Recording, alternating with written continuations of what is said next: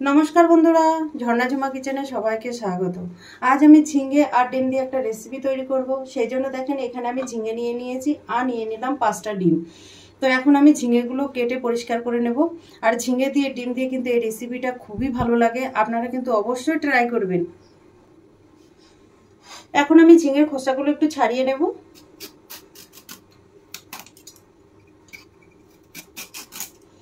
এইভাবে আমি খোসাগুলো ছাড়িয়ে নিচ্ছি। আর ঝিঙের খোসাগুলো কিন্তু আমি ফেলে দেব না, এইগুলো দিয়ে একটা রেসিপি তৈরি করব আমি।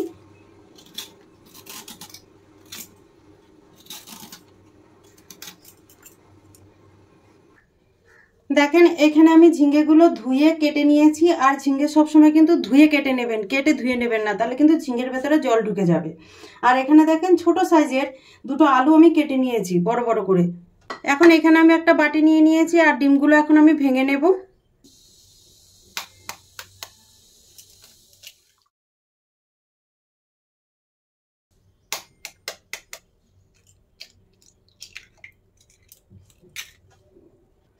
দেখেন এখানে আমি 5টা ডিম ভেঙে নিয়ে নিয়েছি।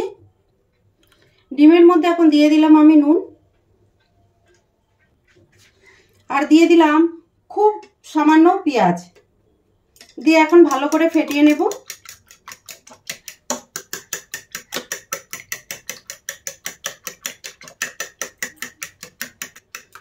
দেখেন ভালো করে আমি ডিম ফেটিয়ে নিয়ে নিয়েছি।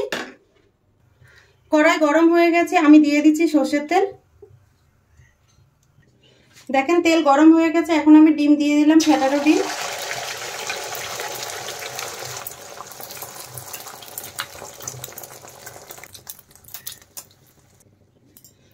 ডিম দেখেন এক সাইড ভাজা হয়ে গেছে, আমি এখন পাল্টে দেব।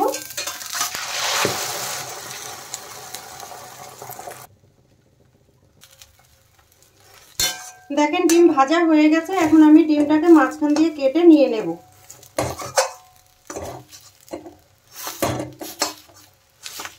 আপনারা চাইলে কিন্তু আরো ছোট ছোট পিস করে নিতে পারেন। এইভাবে কেটে আমি এখন প্লেটে নিয়ে নিলাম।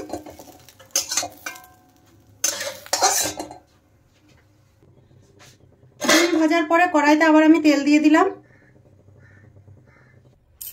তেল গরম হয়ে গেছে, কড়াইতে দেখেন আমি দিয়ে দিচ্ছি রসুন আর আদা। রসুন আর আদা দুটোকে আমি কিন্তু থেতো করে নিয়েছি, বেটে নিয়ে।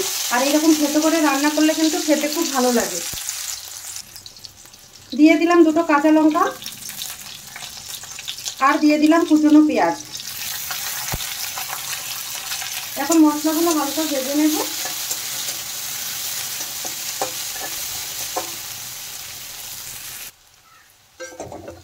দেখেন মশলা কিন্তু ভাজা হয়ে গেছে, এখন আমি দিয়ে দেব ঝিঙে আর আলু। ঝিঙে আর আলু দিয়ে মশলার সাথে একটু মিশিয়ে দেব।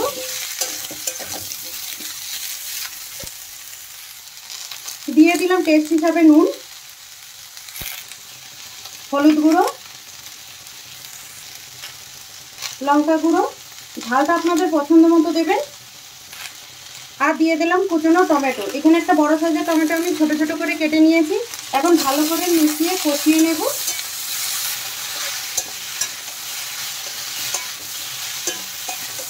নুন দিয়ে দিয়েছি, দেখবেন ঝিঙে থেকে জল বেরিয়ে যাবে।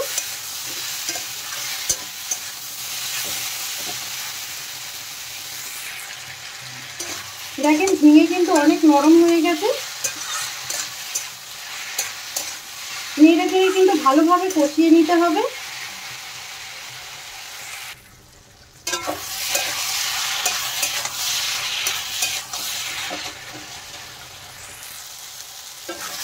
দেখেন ঝিঙে আলু কিন্তু ভালোভাবে কষানো হয়ে গেছে মশলার সাথে। এখন আমি দিয়ে দিলাম জল। বেশি জল দেওয়ার দরকার নেই, যেহেতু ঝিঙে তো অলরেডি গলে গেছে। এখন ঝোলটা ফুটতে থাক। এখানে একটা প্যান চাপিয়ে দিয়েছি, প্যানের মধ্যে দিয়ে দিলাম ঝিঙের খোসা, দিয়ে দিলাম কাঁচা লঙ্কা আর রসুন, আর দিয়ে দেব জল, দিয়ে দিলাম নুন। নুন দিয়ে ঝিঙের খোসা আমি সেদ্ধ করে নেব। একটু নেড়ে দিলাম।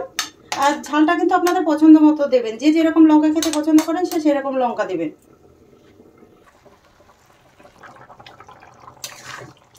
এদিকে দেখেন ঝিঙে আর আলু কিন্তু ভালোভাবে ফুটে গেছে আর আলু কিন্তু সেদ্ধ হয়ে গেছে। এখন আমি ভেজে রাখা ডিমগুলো দিয়ে দেবো।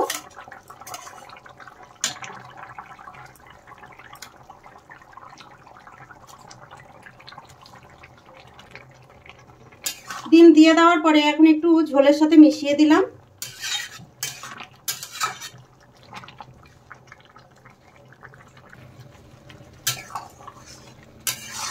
দেখেন ঝোল কিন্তু অনেকটাই টেনে গেছে।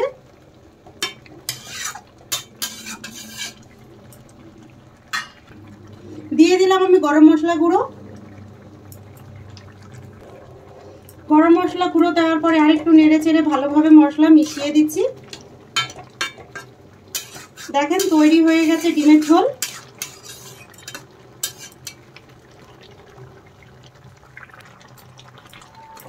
এখন আমি গ্যাস বন্ধ করে দিলাম। এদিকে দেখেন ঝিঙের খোসাগুলো ভালোভাবে সেদ্ধ হয়ে গেছে। এগুলো এখন আমি বেটে নেব। এখানে দেখেন আমি সিলভারটা নিয়ে নিয়েছি আর সিলভারটার মধ্যে দেখেন সেদ্ধ করা ঝিঙের খোসাগুলো নিয়ে নিলাম আর এগুলো এখন আমি ভালো করে বেটে নেব। আপনারা চাইলে কিন্তু মিক্সির মধ্যেও পেস্ট করে নিতে পারেন, কিন্তু বাটাটাই বেশি টেস্ট লাগে। একদম মিহি করে কিন্তু আমি বেটে নেব।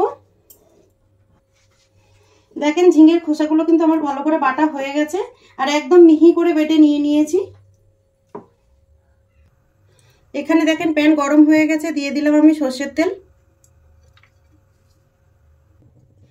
তেল গরম হয়ে গেছে, দিয়ে দিলাম কুচনো পেঁয়াজ। খুব সামান্য দিয়েছি পেঁয়াজ। পেঁয়াজ এখন একটু হালকা ভেজে নেব। দিয়ে দিলাম সামান্য হলুদ গুঁড়ো। নেড়ে চেড়ে কিন্তু পেঁয়াজগুলো একটু হালকা ভেজে নেব।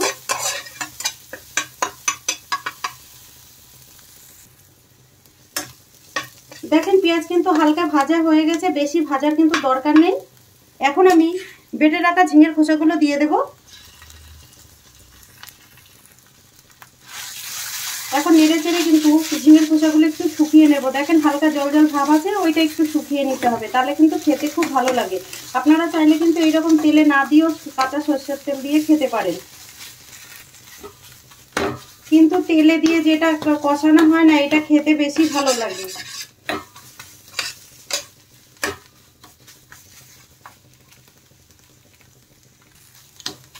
ঝিঙের খোসা সেদ্ধ করতে আমি নুন দিয়েছিলাম, সেই জন্য এখন আর নুন দিলাম না।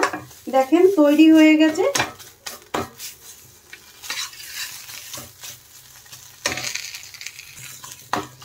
দেখেন তৈরি হয়ে গেছে, এখন আমি বাটিতে নিয়ে নেব।